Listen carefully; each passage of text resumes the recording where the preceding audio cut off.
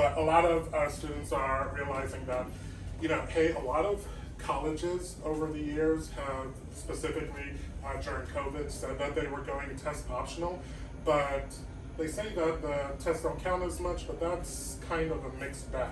On the one hand, yeah, do you actually need to submit your test scores to your prospective college? No, probably not, but is it going to still help you stand out? Probably, especially when you're looking at these super selective schools like your Harvards, your MITs, and so on. A lot of those are still test optional, but again, when you are, up against kids who have been working with nonprofits and, starting their own businesses and, changing the world on top of getting 4.5 GPAs, valedictorians, part of their sports teams and bands somehow on top of all of that, and you don't submit a test score, like, I hope you can match up. I mean, I hope that's the case, but a lot of students are not like that. So it can still help you get a little bit of an edge, regardless of whether the school is test optional or not. One thing that's good about the ACT and the SAT is that it's just kind of an easy metric for colleges, their admission staff to look at. So, I bet we can all kind of test me. I tell people all the time, from tutoring, even 1 or 2 years, you realize pretty fast if you go around, even within the city, even sometimes down the street, if you're in 2 different schools or sometimes especially 2 different school districts, the standards are completely different. So I could go to a street or a school about 2 miles down the road, and one student in 9th grade is like still struggling with algebra, and then the same 9th grade student 2 miles down the road is like working on geometry and like starting to get into working towards pre-calc and AP classes for next year. So it's really that different. And so doing well on the SAT or the ACT is one easy metric. One school might have a valedictorian. I think I saw last time when they were talking about it during COVID, like some schools' GPAs inflation has inflated all the way to where like some students are literally getting like 8.0s because of all of the like AP classes and additional, and then it's just gotten out of control. So a college has no way to compare all of that between 3, 5, 10,000 different high schools, right? I was just talking with Nancy, college has gotten a lot tougher as well. The average freshman GPA at UGA right now, I think is a 4.2. So that means that you need to be better than perfect to get into our state school right now, basically is what it is. And it's just a completely different ballgame. I was telling Nancy that like, I think it's tougher to get into Georgia State right now than it was for me to get into Emory like 10 years ago. And yes, I think it's that much different. Like Georgia State, which everyone used to think of as like, it's a fine school. It's not bad. It's not great. It's fine. It's about tougher to get into Georgia State now than it was for me to get into Emory a couple of years ago. It's that different. That's what students are up against right now. Yes. I remember even like 10 or 12 years ago when my daughter was going to UGA, to your point, you have a 4.0 and you're in the 20th percentile Right. instead of the 5th. But I don't know about other high schools, but Walton stopped sending the ranking. Like they would just send the grades and the GPA. But the thing is if the colleges come back and ask for it, you have to give it. But it's so inflated because it's like, say they're all in the 5th percentile or they're all in the 10th because you have like 2/3 of the class at a particular level, and they're all it's so unfair. Like Yeah, and I think that sounds like the college is exactly what I was talking about. They're trying to get a handle on like, okay, you sent me this grade, but what does this grade actually mean for your school? Because if everyone that applies from here has like a 4.5, I don't know what I'm looking like. Like what I'm looking at, like, is every one of these students like just amazingly stellar, or is this like your average bunch? I don't know unless I have that kind of comparison. those schools are so competitive. Right. Yes. What kind of coaching do you give families around the escalated cost of tuition and how to manage that? And, you know, is there a conversation where maybe we have to temper our expectations based on the cost? How do those conversations? So in terms of cost, that's a little bit difficult because that assumes two or three things. Because that's more of like a college planning discussion, which I can have some of that with parents and students, but that assumes that they wanted to come to me and ask me about that in the first place. It assumes B, that they have the patience, because it takes time to really go through all of that. And then it assumes C, that they want to spend that amount of time with me, like really going into those details. Because a lot of people, so I do have a lot of long-term clients, but then there are people that just come to me and say like, hey, we're taking the ACT in a month, we need your help. And I get a lot of that too. Like those people, I mean, I'm sure they're probably worrying about it, but they're not going to ask me about that because that's not on top of their mind.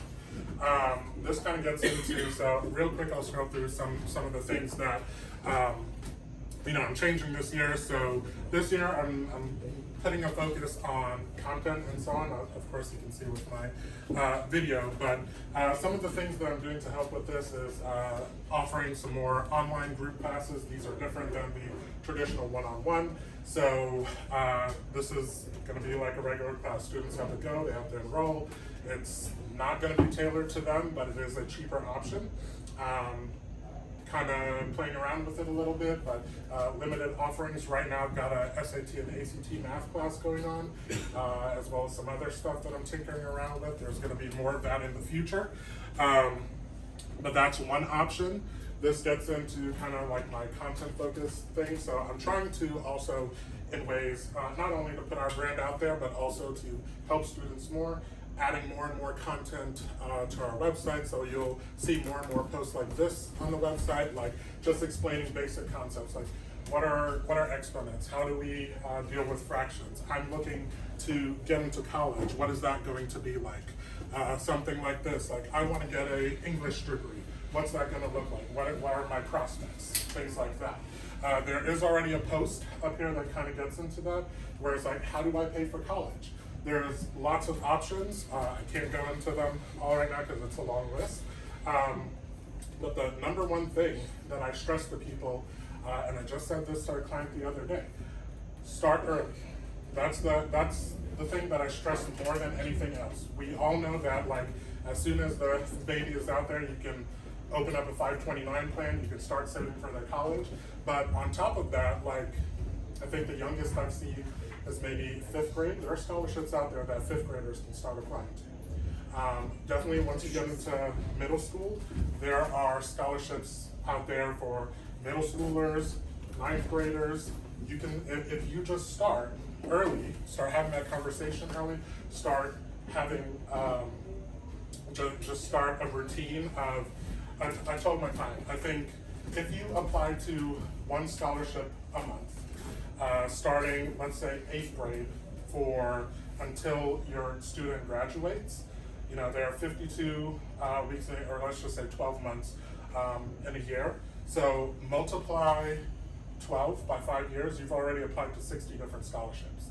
And if you focus on those smaller ones that are like $1,000 to $5,000, they're not as attractive to the big $30,000 scholarships that are out there. But as I'm sure anyone else will tell you, everyone's looking at that $30,000 scholarship. So you're up against 1,000, 10,000 kids versus 5. Right. Like literally the scholarship that funded my education to Emory, full ride, 4 years, that was very specific. But I literally think like 4 people applied to it. There are like super niche scholarships out there. There are super small scholarships out there that no one is applying to. Millions of dollars on the table. And if you just make a habit of it, you could be one of those news stories where like, this kid is going off to college and he has $1.6 million in scholarship money. Isn't that Scully's? There's tons of them. Yeah. You could Google it. I tell people, like, if you see the name on a billboard, if you see it's a big company, if it's in the Fortune 500 list, they probably have a scholarship. Apps like Scholly, used to be FastWeb, Georgia 411, I think they've changed. Lots of that. Put a scholarship on Twitter, Instagram, Facebook, whatever. Look at your parents, your parents' jobs. Sometimes, yeah. And schools have like their own like specific scholarships and financial aid too. I remember last time I looked at Emory also within its own page has like an additional 30 scholarships that they offer specifically to Emory students for specific reasons and stuff. So there's so many different options. Yes. I would also suggest people look at international programs, Yes. because our daughter went to Florida State, so she did first year abroad. If you do the full 11 months first year abroad, your student comes back as a mid-year sophomore, and the rest of their undergraduate degree, they get in-state tuition regardless of state of residence. Yes, great. And that's, I'll probably have to wrap up after that, but that's a great question too. And that's also on this, like, how do I pay for things? We all know that there are a lot of European schools and so on that are abroad that, you know, I can't say the specific pay structure for a lot of them, but there are a lot of free schools abroad that you can still get into as an American, either through a program, through your own school at home, or if you're comfortable with that, just go to school in Europe and then come back, get your education paid for. That's another way to lower your costs as well.